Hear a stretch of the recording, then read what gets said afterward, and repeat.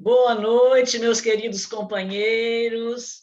Como diz Beré, da Estrada da Vida.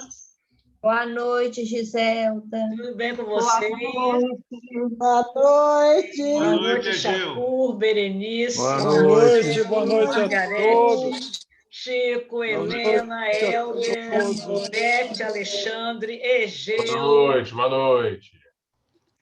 Boa Então, noite, gente, meninos. Alexandre, boa noite. Chacur, Berenice, Giselda. Você está bem, minha querida? Tudo bem, Geu? Boa noite, Egeu. Estou bom. Estou bem, graças a Deus, minha filha. Francesco, Marcelo. Você está bom, Francesco? Helena de Jesus, espargindo a sua própria luz. Helena e Margarete. Nós temos um duplo aqui, uma dupla de Margarete. Bem, meu nobre. Bete também. Eu só cheguei agora, consegui chegar agora, mas estava por uma boa causa, tá?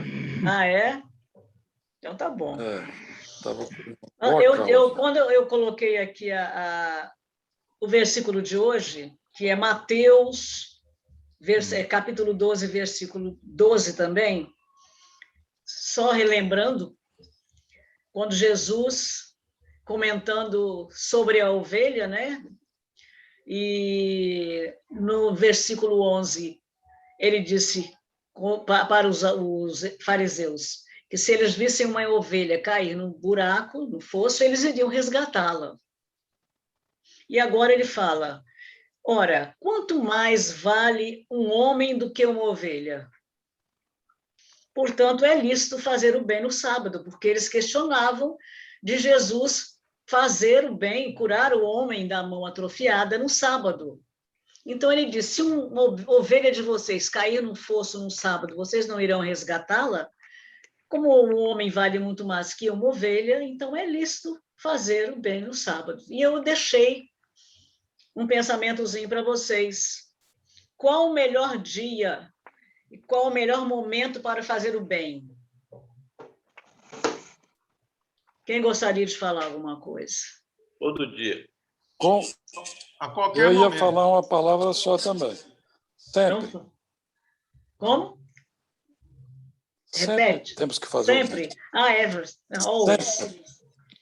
Eu ia comentar isso que o tio Gil falou. Eu li uma vez, passou um pensamento assim e abri o livro. Isso foi o Caminho, Verdade e Vida, o Fonte Viva. E o texto caiu certinho sobre o que eu estava pensando, né? Que era sobre essa questão da caridade e da ajuda, né? E o título do texto de Emmanuel é Ajuda Sempre. Então, assim, não importa, não interessa qual é a condição de quem você está ajudando, se ele vai receber aquilo de bem ou não, se ele vai aproveitar tudo que você está... Enfim, qual vai ser o uso, né?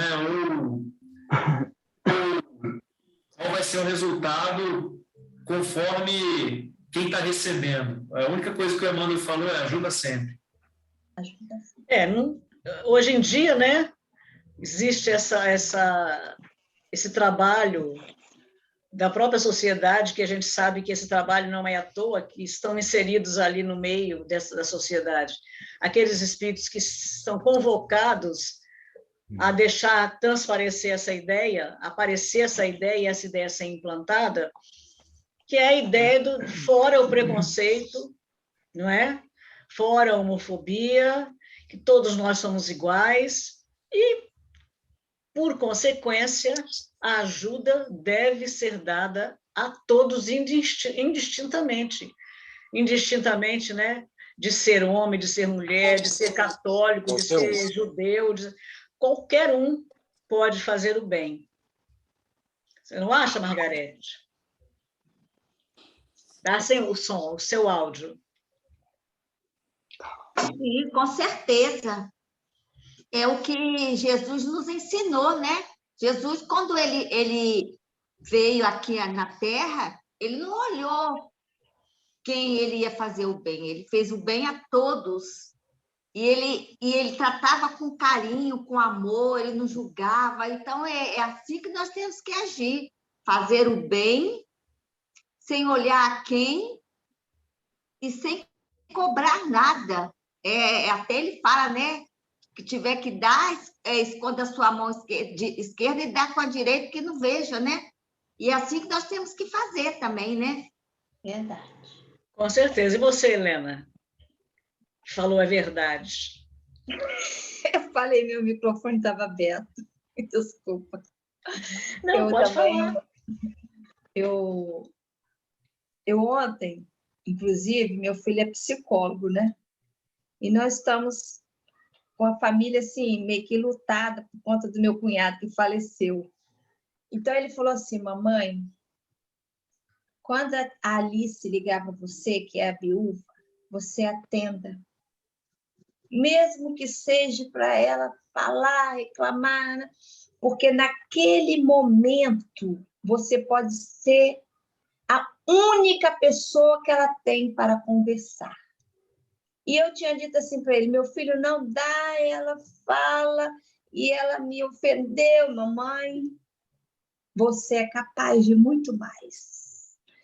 Eu fiquei tão feliz por ele ter me falado isso, e é verdade. Aquela pessoa quer falar, você só ouça. Extravasar. Isso. Extravasar. Então, eu falei, verdade, meu filho, você, como sempre, dando bons conselhos à sua mãe. Então, faça sempre, sempre, não interessa, faça. E pode ser um sorriso, pode ser um boa tarde, pode ser um bom dia, pode ser um olá, pode ser sente-se aqui, fique perto de mim, só isso. Fazer o bem é diversas formas de fazer. Nós tivemos com a Berenice no artesanato, foi maravilhoso. Berenice, você é um anjo. Ai, meu Deus do céu! Você nos fez um bem danado. Não, mas ela trabalha com... um dos trabalhos dela é esse, psicóloga. Mas eu aprendo com vocês. Eu tenho aprendido muito com vocês. Vocês não sabem o quanto. Gente, mas vocês, conosco não, todos nós temos aprendido Aprendemos muito, uns com o com os estudo, com os comentários, com os exemplos, todos nós. Ninguém aqui é melhor do que ninguém sabe mais. A gente, às vezes, lê um pouquinho mais, mas não sabe mais. O Chaco, depois, se eu puder falar, eu falo. Sua enciclopédia, o Egeu maravilhoso. Eu não, mas eu acho que o mais importante, Helena, é quem faz isso na prática, igual você acabou de falar, Berenice. Ela é uma psicóloga na prática. Pode não ter o curso de psicóloga, não sei, eu acho que não tem, né, Berenice? É outro curso que você Não, fez. o curso dela é de pedagoga. Então, mas ela fez o que? Ela faz a psicologia na prática, que é o mais importante. Eu sempre falo. Assim, deixa eu sair correndo, que eu tenho que ir lá ver meus amigos. Pois é, eu sempre falo, a biblioteca é cheia de conhecimento, mas é um conhecimento estático. Né? Então, o que vale é a prática, que a fé sem obras ela é morta. E a Berenice fez na prática com você. É isso aí. E você também, que eu te conheci antes de você me conhecer. Às vezes eu lembro disso e acho graça até. Eu já encontrei com a Joana, com a Margarete na outra academia aqui. Mas lá onde eu frequentava a academia, eu não lembro de você que lembra de mim. Eu só de óculos escuros. Interessante. Eu falava assim, quando eu crescer, eu quero ser igual aquele rapaz ali. Ele chega numa sintonia. Você gostou do rapaz, né, Jaco? Do rapaz. Você gostou do rapaz, né? Vou deixar mais falar, pega o microfone no largo, fala. Ai, ai. O que você ia falar, Gil? Muito bom lidar com vocês. É uma alegria, vocês nem sabem. Olha, eu estava triste que eu não estava podendo participar. Pois é, a gente estava sentindo sua falta. Eu, pelo menos, estava. Mas, olha, eu estava triste porque eu não estava podendo. Sábado passado eu até tentei, mas não deu. As crianças não deixaram. Mas tá bom. Egeu, você ia falar alguma coisa? Deixa os outros falarem, que não falaram ainda. Porque agora eu vou passar para outro item do estudo.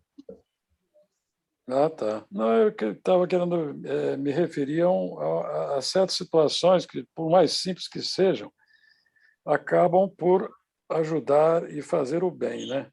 Agora mesmo cheguei aqui um pouquinho atrasado, porque eu estava lá na casa da minha irmã, que fizeram lá uma recepção para o marido da minha sobrinha, né? Que minha sobrinha mora na Inglaterra, lá em Londres. E ela veio na frente e ele deixou de vir para vir agora, né? Então hoje ele chegou. Ele não conhece o Brasil, não conhecia o Brasil, né? E a Esda foi lá com a minha sobrinha, recebeu lá no aeroporto. E quando abriu a porta lá do aeroporto, que ele olhou assim, ele já deu uma respirada diferente. Aí a Esda passou lá pela praia, por Vitória lá, né? Ele fez uma espécie de um tour, pequeno tour. Ele ficou vislumbrado, ele ficou assim, boquiaberto de ver quanta beleza. Gente, vocês não imaginam, ele falando a língua dele, mas a minha sobrinha falando, traduzindo, né? Ele estava assim, encantado com as coisas, não só daqui do Espírito Santo, da chegada dele aqui, né? Como em São Paulo, quando ele chegou lá em São Paulo. O povo lá fora não tem essa ideia do Brasil. O que é o Brasil? Todo mundo acha que o Brasil é um monturo de casas Favela. como é que diz? Favelas, é isso aí. Foi esse termo que as favelas hoje estão tão chiques, né? E dessas favelas todas, e que o povo lá não tem essa noção do que é o Brasil. Isso é um encanto. Ele ficou assim até emocionado de falar, né? Aí chegou em casa, ela chegou lá, nós estávamos lá recebendo, meus irmãos todos os que podiam estar, né? E alguns não podiam estar. Família numerosa, estava aqui todo mundo lá esperando por ela, por ele, né? Ele que estava chegando, né? Aí ele chegou, foi abraçado por todo mundo, acolhido por todo mundo, né? Ficou emocionado e tal. Daqui a pouco ele saiu, foi lá, tomou banho. Qual foi a roupa que ele botou? A camisa do Brasil. Olha! E que homenagem, hein? Aprendeu a amar o Brasil logo Coisa bonita, hein? Menina, eu olhei para ele assim, meu Deus do céu. Porque aqui ele vai chegando e vai lembrando das pessoas que foram já próximas dele, de outra encarnação, ele já vai sentindo só a vibração. Pode, né? E todo mundo o abraçou, todo mundo o acolheu, meus irmãos são muito unidos, né? Aí foi uma outra ideia que ele teve. Gente, isso não existe lá. Tanto que eu gostaria que meus irmãos, meus primos estivessem juntos, como vocês estão aqui. Ele falando, né? Então a gente vê que a gente às vezes faz o bem até sem querer, né? É verdade. O exemplo, né, gente? Sem querer. É um exemplo. Então a gente, quando fala assim, é sempre fazer o bem, como o Marcelo também estava reafirmando, né? É sempre fazer o bem. Não importa o momento que a gente vai fazer. E não importa com quem a gente vai fazer. Sem distinção de cor, de raça, de credo, né? De qualquer coisa desse sentido. Nós temos que sempre respeitar e amar a todos, como Jesus nos ensinou. É isso. Não importa que ele seja inglês, ou americano, ou afegão, ou turco, seja lá quem for, são todos irmãos. Perante o mundo, o universo, somos todos irmãos. E é por aí. Olha, isso que eu queria dizer. Constante nas nossas vidas, né? Você antecipou aqui o nosso próximo item. Estou falando que nós estamos assistindo essas aulas lá de noite, dobrados. O nosso próximo item que nós vamos compartilhar aqui e que é justamente sobre a parábola do bom samaritano.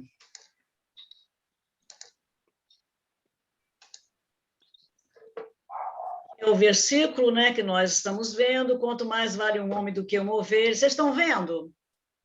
Estou. Quanto mais vale estamos vendo. Que uma ovelha, ok. E aí, eu coloquei aqui, não deu tempo de eu digitar, eu só copiei e colei a parábola do bom samaritano.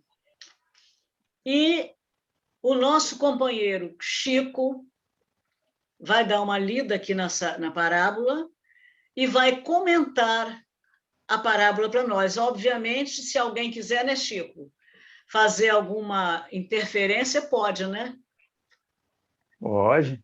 Mas de preferência que você comente a nossa parábola toda. A hora que você quiser, pode começar.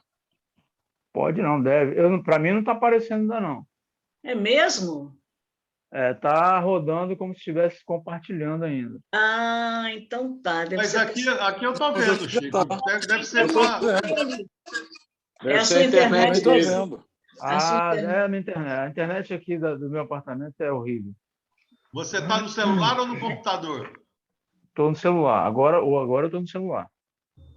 Ah, então pode ser isso aí. Mas eu tenho ela aqui que você postou, é a mesma? É essa mesmo. Só que ela tem alguns trechos que está incompleto a frase, não fica fácil de entender. Por exemplo, ele bota aqui, bom, parábola do bom samaritano, né? Mateus 22, 34 a 40. E o que é MC? Marcos 12, 28, 34. Aí ele bota aqui, 10, 25. E eis que certo mestre da lei levantou-se para testá-lo, dizendo: Mestre, depois de fazer o que, aí vem uma vírgula, herdarei a vida eterna. Está incompleto, né? Não, é assim mesmo. Mestre, depois de fazer o que herdarei a vida eterna? É a tradução do Haroldo. Ah, tá. Depois de fazer o quê? Eu estranhei. Aí, 10, 26. Ele lhe diz: que está escrito na lei? Como lês? Em resposta, diz: amarás o Senhor teu Deus de todo o teu coração, de toda a tua alma, com toda a tua força e com toda a tua mente, e o teu próximo como a ti mesmo. Disse-lhe: respondestes de forma justa, faze isto e viverás. Ele, porém, querendo justificar-se, disse a Jesus: quem é meu próximo? Prosseguindo, disse Jesus: certo homem descia de Jerusalém para Jericó e caiu nas mãos de assaltantes, os quais, depois de havê-lo despojado e espancado, retiraram-se, deixando-o semi-morto. Por coincidência, certo sacerdote descia por aquele caminho e, ao vê-lo, passou pelo lado oposto. De forma semelhante, também um levita que vinha por aquele julgar, ao vê-lo, passou pelo lado oposto. Certo samaritano, em viagem, veio até ele e, ao vê-lo, compadeceu-se e, aproximando-se, atou os ferimentos dele, derramando óleo de oliva e vinho, após colocá-lo sobre o seu próprio animal de carga, levou-o para uma hospedaria e cuidou dele. No dia seguinte, tirando 2 denários, deu-os ao hospedeiro e disse: cuida dele, e o que gastares a mais, quando eu retornar, te pagarei. Qual destes 3 te parece ter se tornado o próximo do que caiu nas mãos dos assaltantes? Ele disse: o que praticou a misericórdia com ele. Disse-lhe Jesus: vai e faze tu o mesmo, do mesmo modo. Parábola do bom samaritano. Aqui tem nuances que fogem à nossa compreensão se a gente não levar em conta o tempo e o lugar e os costumes, né? O contexto da situação que Jesus colocou aqui. É fato também que o mestre ele colocou essa questão porque esse doutor da lei que perguntou isso era um doutor da lei, não era, Gisela? Uhum. que perguntou isso a Jesus, ele era um dos que odiava os samaritanos, porque os samaritanos eram tidos povo de má vida. Então, Jesus pôs essa parábola e colocando que esse homem, que não tem nome, que não disse o nome, que caiu na mão dos malfeitores, depois veio um levita. O levita é exatamente também o doutor da lei, não é? Não, levita, segundo eu esqueci até de comentar isso com você. O sacerdote é o que cumpre as funções sacerdotais no templo. E o levita, normalmente, ele é o auxiliar do sacerdote. Ele também cumpre funções, mas mais em ajuda ao sacerdote. Tudo sacerdote, então, tudo religioso. Então, o que ele colocou aqui? Tanto o levita como o sacerdote passaram pelo homem caído e nada fizeram, né? Pelo contrário, poderiam até ter julgado mal aquele homem que estava caído ali e simplesmente passaram de lado. Ou seja, eles que conheciam a lei, digamos assim, das escrituras, teriam mais condições teriam mais obrigação, digamos assim, de acudir o caído ali na estrada. E não o fizeram. Porém, o samaritano. Como é que é o camarada aqui? O samaritano. Samaritano, isso. O samaritano, né, passou por ele e acudiu. Aliás, a palavra aqui que ele colocou, teve compaixão, né, da sua condição. Cadê, né? É compaixão a palavra que ele usou? Compaixão. Ou seja, ele foi movido, né? Compadeceu-se da situação daquele que estava caído. Ou seja, ele se colocou no lugar da pessoa. Se fosse comigo, o que eu gostaria que fizesse? Né? Então, ele simplesmente colocou ele sobre o seu cavalo e levou a uma hospedaria. E pagou 2 denários e ainda falou que se houvesse outras despesas, na volta, no retorno, ele passaria ali e pagava. Então, aí Jesus perguntou a ele, qual destes 3 te parece ter se tornado próximo do que caiu nas mãos dos assaltantes? Ele disse, o que praticou misericórdia com ele. Não sei se tem um palestrante que falou, que mencionou tudo isso, né? Essas minúcias, né? Ou não sei se foi aqui mesmo no Mildinho aí, que ele falou que o cara nem sequer mencionou, foi o samaritano, porque ele não queria nem mencionar o nome samaritano. De tanto, olha, só falou aquele que teve misericórdia, que praticou misericórdia. Só para não falar a palavra Só para não falar a palavra samaritano. Então, é uma lição que Jesus dá para nós de que não importa quem é o caído. Será que se aqueles samaritanos vissem que o caído era, digamos, um igual a eles, um doutor da lei, alguém graduado, eles não iriam socorrer pelo que significava aquele que estava caído? Será que se fosse, digamos, um soldado romano tivesse caído, será que ele não ia socorrer? Quer dizer, então, muitas das vezes, a gente acaba julgando pela aparência da pessoa, né? E a gente não sabe que quem está ali caído, muitas das vezes, espiritualmente, pode ser alguém muito caro para nós, né? E que a gente deixou de socorrer nesse momento. Então, não importa se a gente aprendeu que todos somos filhos de Deus, isso é um puxão de orelha para mim também, tá? Se todos somos filhos de Deus e temos igual valor para Jesus, né? Se Deus está em todo lugar e está dentro de nós, né? Quando que a gente ainda vai aprender a ver Deus no nosso irmão para saber socorrê-lo? Eu estou socorrendo alguém importante. né?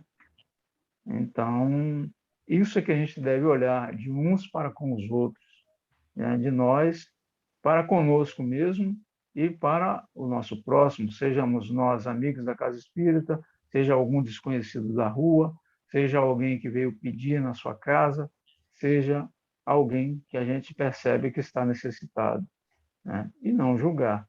Então, é uma lição que a gente precisa ainda apreender em nossos corações, porque a gente está falando aqui, teoricamente, mas ainda na prática nós pecamos, né?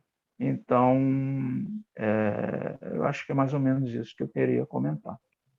É muito bem, Chico. Eu poderia dar uma contribuição aqui? Claro, com certeza. Poderia. É que essa parábola ela é muito conhecida nos estudos do Mildinho, lá em Belo Horizonte. Talvez tenha sido uma das primeiras que eles começaram a mostrar para o público como que se fazia essa análise do Mildinho, né? Então, aí está contido, ele fala, primeiro, ele pergunta, levantou-se para testá-lo. Esse doutor da lei queria testar Jesus, sem saber que ele estava falando com o governador da terra, né? Ele queria testar Jesus. Até o Haroldo tem uma palestra só sobre essa parábola também.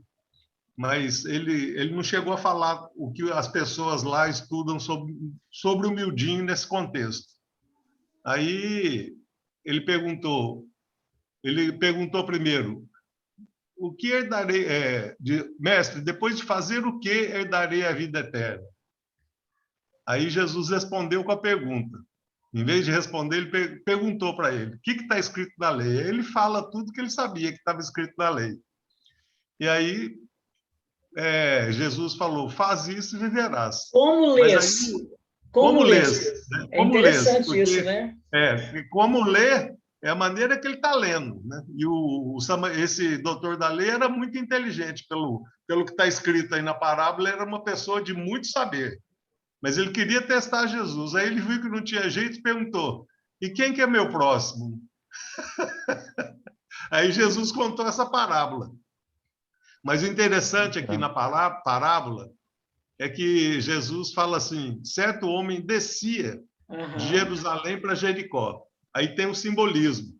Jerusalém significa a parte alta da inteligência. E lá a cidade também, santa, né? A espiritualidade. Santa, nós buscamos a Jerusalém em nós mesmos, né? Então é um simbolismo.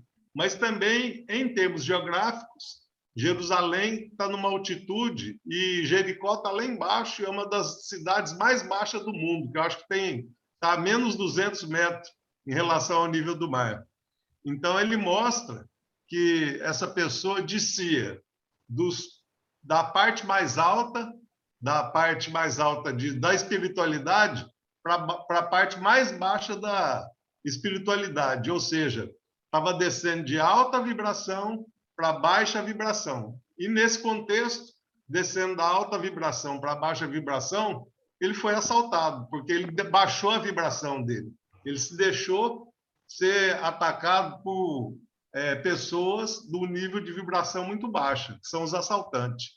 Então, esses detalhes também são muito bonitos dessa parábola. Interessante. É materialidade, né? Jericó era o símbolo da materialidade, do comércio, isso, eu esqueci de falar. Do material, dos interesses materiais. Era uma cidade de mercado, de comerciantes, do interesse puramente material, e era lá onde vivia o Zaqueu, que era o cobrador de impostos, e que as más línguas falavam que ele roubava do povo.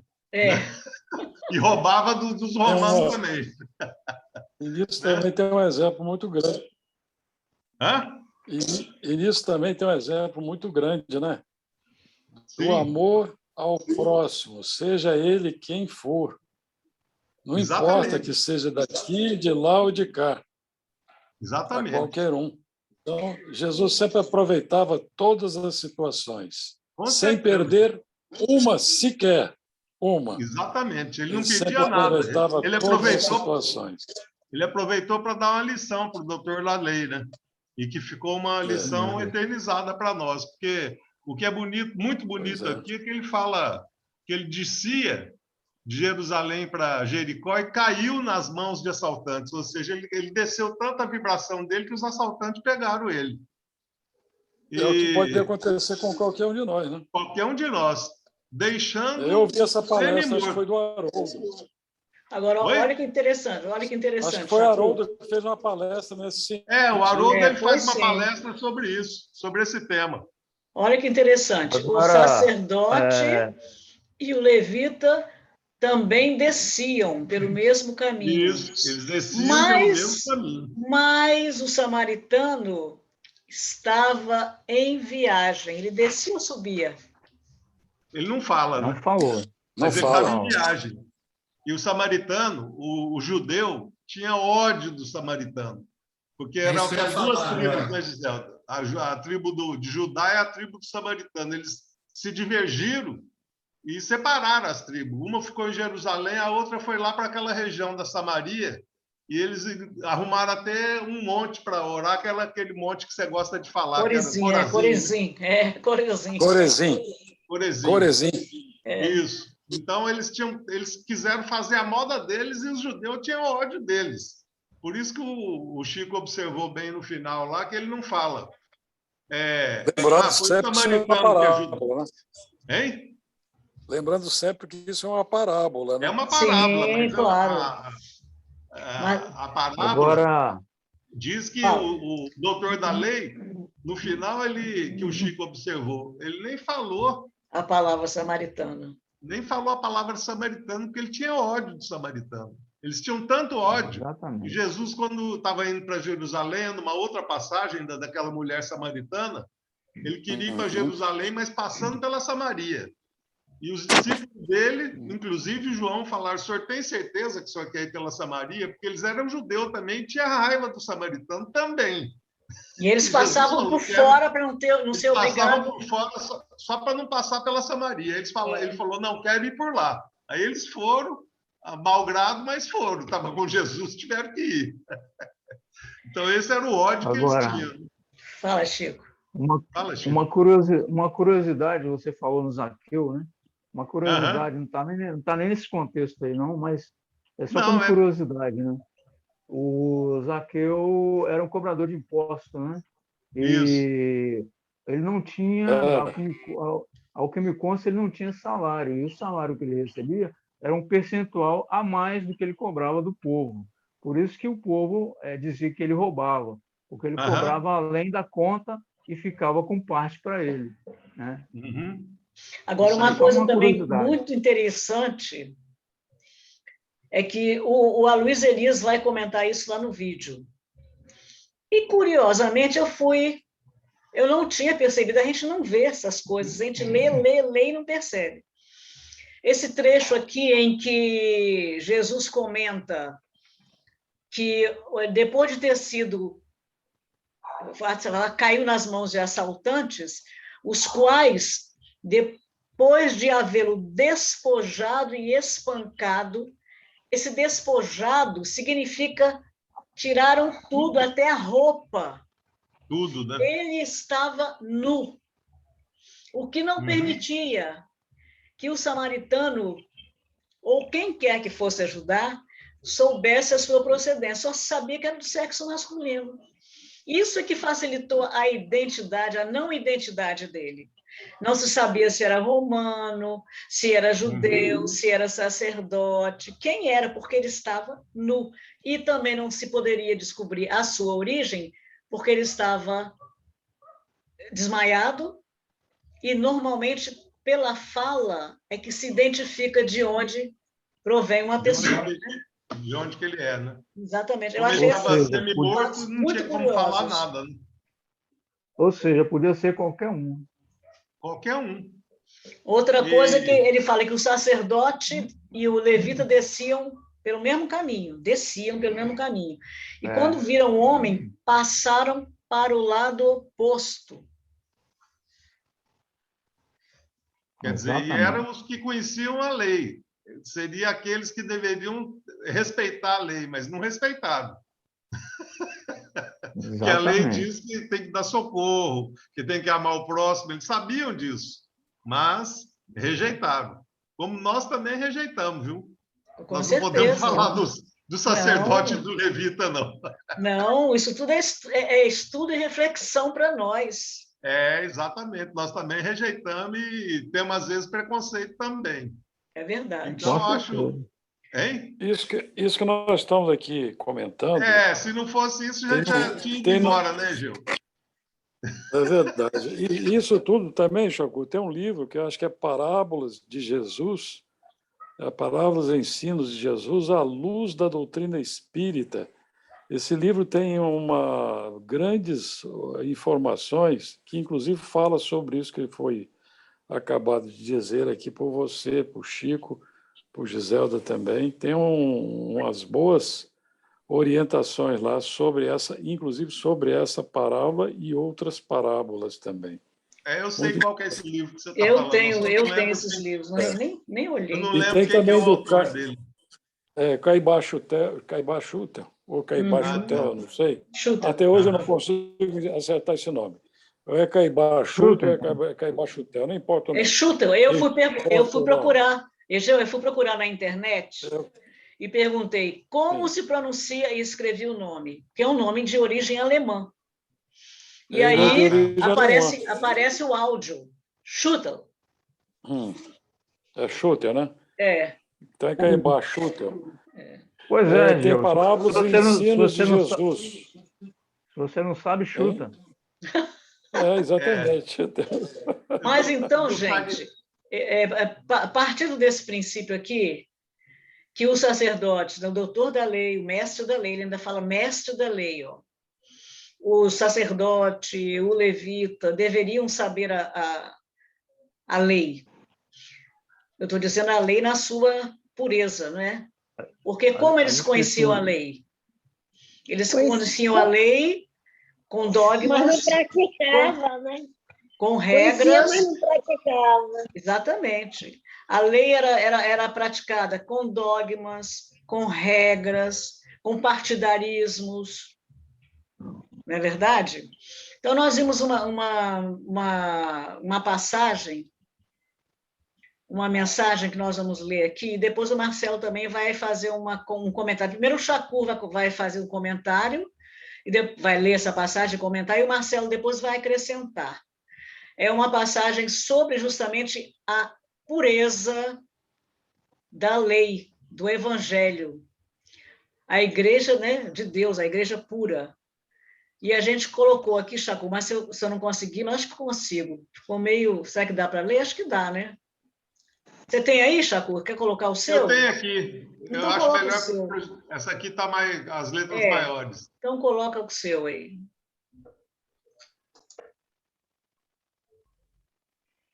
Não, peraí. Como é que eu faço aqui? Acho que se eu for tentar compartilhar aqui, eu tiro a sua. Pois Deixa eu tentar aqui.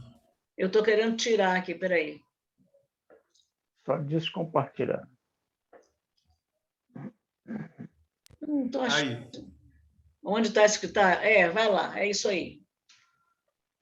Ô, Marcelo, você pode ler aí para mim, então. Deixa eu dar as boas-vindas aqui a Emanuela. Chegou depois aqui para nós, muito prazer. Eu fui atrasada, mas cheguei. Que bom, querida. Boa noite, Emanuela. E tem lição 55, Igreja Livre. Mas a Jerusalém, que é de cima, é livre, a qual é mãe de todos nós. Paulo, carta aos Gálatas, capítulo 4, versículo 26. O exame isolado deste versículo sugere um tema de infinita grandeza para os discípulos religiosos do cristianismo. A palavra do apóstolo aos gentios recorda-nos a igreja, liberta do Cristo, não na esfera estreita dos homens, mas no ilimitado pensamento divino. O espírito orgulhoso e sectário, há tanto tempo dominante nas atividades da fé, encontra na afirmativa de Paulo de Tarso um antídoto para suas venenosas preocupações. Em todas as épocas têm vivido na terra os nobres excomungados, os incompreendidos valorosos e os caluniados sublimes. Passaram nos círculos das criaturas, qual acontece ainda hoje, perseguidos e desprezados entre o sarcasmo e a indiferença. Por vezes sofrem o degredo social por não se alvitarem ante as explorações delituosas do fanatismo. Em outras ocasiões, são categorizados à conta de ateus pelas suas ideias mal interpretadas. É que, de quando em quando, rajadas de ódios e dúvidas sopram nas igrejas desprevenidas da terra. Os crentes olvidam o não julgueis e confiam-se a lutas angustiosas. Semelhantes atritos, contudo, não alteram a consciência tranquila dos anatematizados que se sentem sob a tutela do divino poder. Instintivamente reconhecem que, além da esfera obscura da ação física, resplandece o templo soberano e invisível em que Jesus recolhe os servidores fiéis, sem deter-se na cor ou no feitio de suas vestimentas. Benfeitores e servos excomungados dos caminhos humanos, se tendes uma consciência sem mácula, não vos magoe a pedrada dos homens que se distanciam uns dos outros pelo separatismo infeliz. Há uma igreja augusta e livre na vida espiritual, que é a acolhedora mãe de todos nós. Livro Vinha de Luz, Médio Chico Xavier. Aí eu vou falar com breves palavras, porque não dá para a gente fazer um comentário mais detalhado, né? Ele está falando da igreja livre, que é a igreja essencial, é aquela igreja que está no nosso íntimo, na realidade, e não a igreja sectarista da parte humana, dos homens, porque Jesus, ele não criou nenhuma religião. Jesus não fundou nenhuma religião. As religiões foram fundadas pelos homens.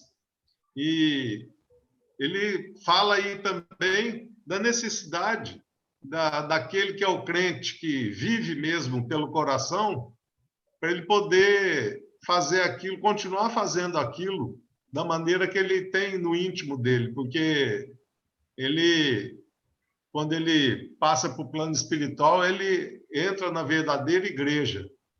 E aqueles que estão com sectarismo, muitas vezes vão correr atrás dessas pessoas que são aquelas pessoas que vivenciam o evangelho. Vou dar aqui um exemplo, o John Hus, que numa das encarnações é o próprio Allan Kardec. Ele, como um bispo lá da Europa, parece que ele era alemão ou tchecoslovaco, eu acho que era alemão, né? Ele começou a ver que a igreja... Hein? Tcheco, né? É. Então, ele começou a perceber que a igreja estava num caminho completamente diferente daquilo que Jesus havia pregado, daquilo que Jesus havia ensinado. Eles estavam vendendo indulgência, enganando o povo. E ele se rebelou e falou que não podia aceitar aquilo.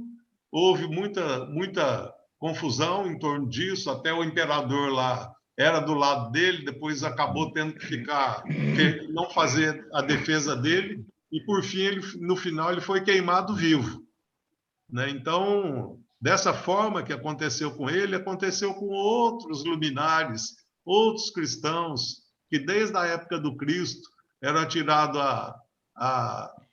aos leões, outros eram queimados vivos em fogueira, porque eles não aceitavam aquilo que eles estavam fazendo e tinha recebido aquela semente de Jesus e tinham crescido tanto a força interior deles que eles podiam estar queimando eles vivos, que eles não ligavam. Então, aqui ele está falando disso, que muitos sofrem degredo social, né? Outros falam que eles são fanáticos, mas eles estão com a razão, porque eles estão dentro daquilo que Jesus ensinou. Como eu dei o exemplo de John Hus, vários outros. Então, esses atritos que eles fazem, ele tá sugerindo para que esses corações não abram mão e continuem com a consciência tranquila, porque eles estão tutelados pelo divino poder. Da mesma forma que o John Hus falou, que parece que o sobrenome Hus, acho que era Ganso, né? Uhum. No final, antes dele ser queimado, ele estava sendo queimado, ele falou: hoje se vocês queimam um ganso, mas aparecerá um cisne que nenhum de vocês poderá ter poder sobre ele. E até os protestantes acham que ele estava falando do Martinho Lutero. Os protestantes pensam isso, que ele estava fazendo uma previsão que viria o Martinho Lutero, mas ele não, veio como Allan Kardec, que sobre ele ninguém conseguiu barrar o que ele ia fazer. Então é muito lindo. Oi? Eles eram tão destemidos, né? Era ele e o Jerônimo de Praga. Jerônimo de Praga, tiveram vários, mas os que ficaram assim... Você vê isso muito bem, Chaco. Isso que você está falando aí é uma história muito bem contada naquele livro Os Luminares Tchecos. Ainda não li esse livro, mas deve ser muito bom. Hein? Muito bonito. Esses Luminares Tchecos traz exatamente essa figura aí, John Hus, Jerônimo de Praga, e a igreja, na época, né, combatente, com todo aquele sectarismo, aquelas confusões, que foi no momento em que a igreja teve 2 papas ao mesmo tempo. Um na Alemanha e o outro estava na França, se eu não me engano. Na França mesmo, eu já vi isso aí. Eles se digladiavam, era uma tortura, o pessoal perseguido. E o Jerônimo de Praga e John Hus, eles tinham realmente um papel muito importante, que tanto é que depois, isso que você falou, que eles foram queimados na fogueira, né? Foram queimados vivos. Exatamente. Isso que você está falando aí, eu só estou dando uma palhinha, tá, Jacu? Não, mas é bom que você está falando, reforça. Porque, na verdade... Pode falar mais se você quiser. É que a gente vê que, na verdade, essa questão do rótulo religioso não tem significado nenhum para nós. Haja vista que a doutrina espírita está apoiada nesse triplo aspecto, não dando relevância ao aspecto religioso conforme se tem a religião nesse sentido vulgar que se cultiva ultimamente, ou nessas épocas que a gente tem vivido, né? É uma religião no sentido moral, do religar a criatura ao Criador, somente nesse aspecto. E essa era uma das questões que o Palhano até ele fazia essa defesa, ele defendia essa tese também, de não nos considerarmos como os religiosos de antigamente, com rituais, com as coisas místicas, né?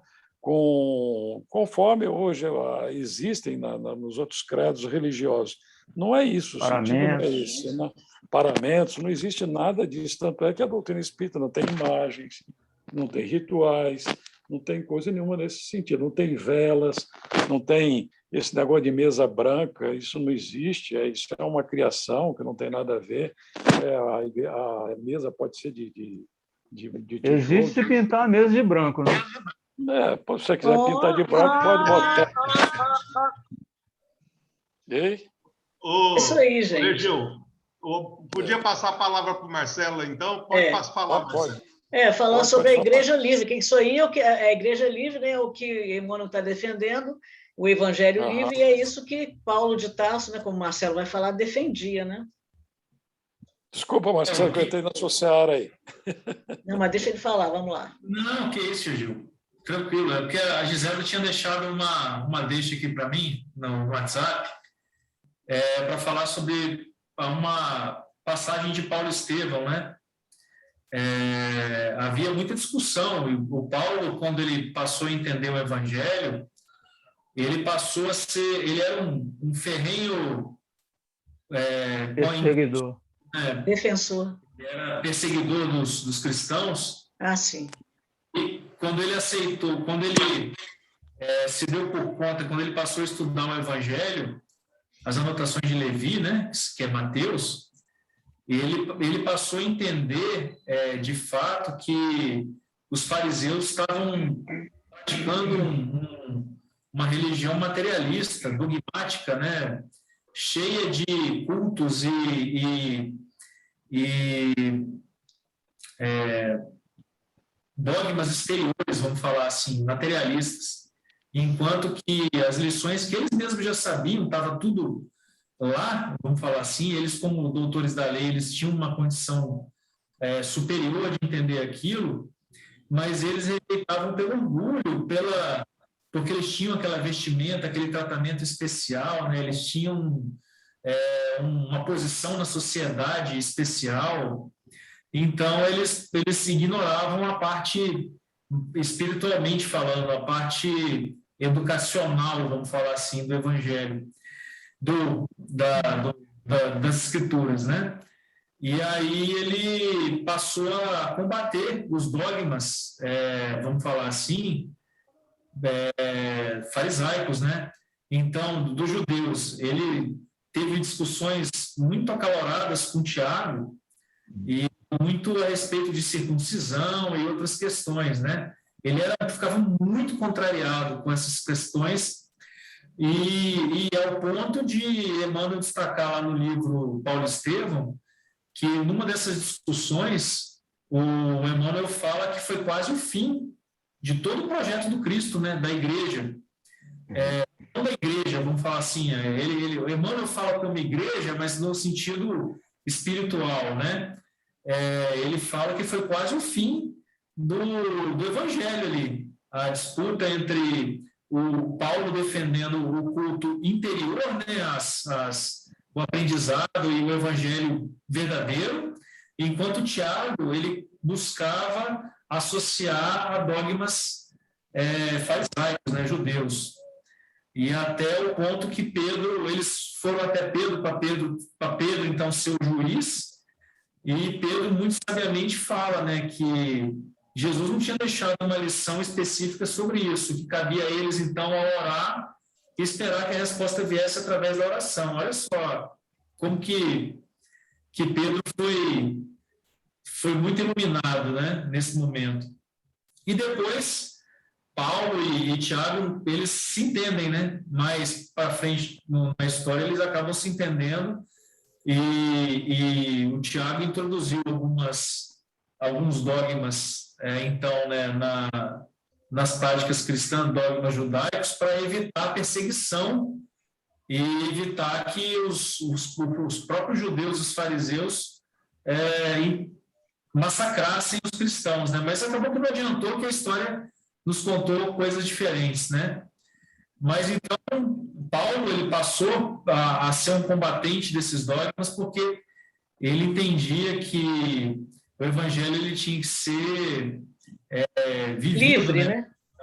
E tinha que ser livre, e justamente o que todos já falaram. Jesus não ensinou a fazer um sacrifício de um cordeiro, ele não ensinou a tomar vinho e separar o pão, simbolizando a união, né? Esses foram dogmas que foram introduzidos, né? Jesus não falou que a gente tinha que rezar a oração do Pai Nosso sempre. Ele nos ensinou uma forma, qual seria a verdadeira forma da oração, né? Então, não aquela questão, vamos falar assim, mecanizada da fala da oração, mas que a oração deveria ser sentida e se conectar direto com Deus, né? O mais próximo possível. Então, essas questões, Paulo, ele passou a separar de uma maneira muito clara e deixar muito claro o que era evangelho, o que era dogma, não só dos fariseus e dos judeus, mas dos diversos locais que ele visitou. Ele fazia esse pedido para separar esses costumes locais, os ensinamentos do Evangelho, né? Ele deixava muito claro isso, né? Que é o Evangelho, né? Ele combatia muito isso aí, essas regras, é o que o Marcelo está falando, ele combatia essas regras, esses dogmas, né? Culto exterior, né? Dogmatismo, né? Isso mesmo. E a gente viu, pode fechar, Chaco. Quer acrescentar alguma coisa?